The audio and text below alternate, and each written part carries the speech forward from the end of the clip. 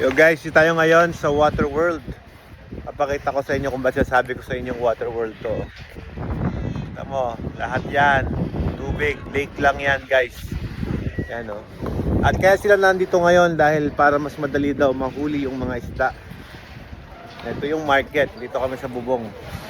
Papakita ko sa inyo yung market nila. Yan, ito yung baba ng market nila guys.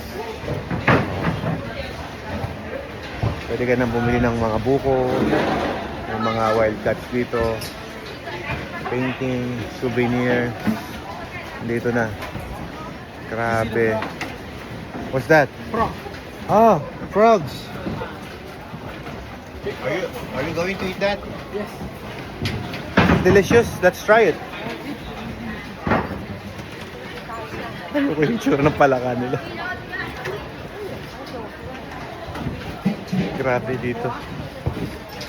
Come on, let's go up. Let's go up.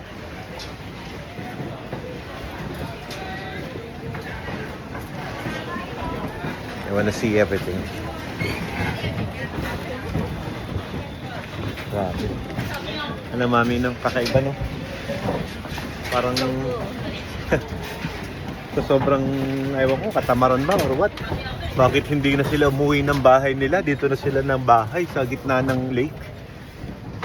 Dito sa lake na to, may eskwelahan na sila, may simbahan, kumpleto na. Grabe.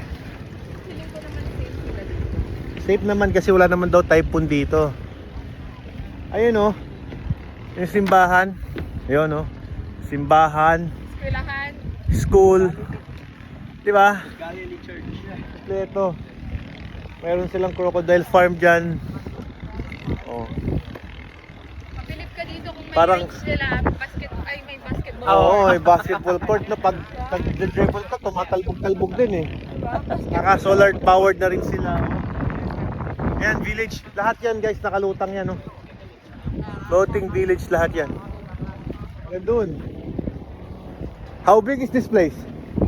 Dry season 3 to 3,000 square kilometer, and rainy season from 10,000 to 12,000 square Is this kilometer the biggest lake in in the Southeast Asia. Southeast Asia? Oh, ito pala ang pinakamalaki guys. The biggest lake in Southeast Asia. We're here. It looks like a water world.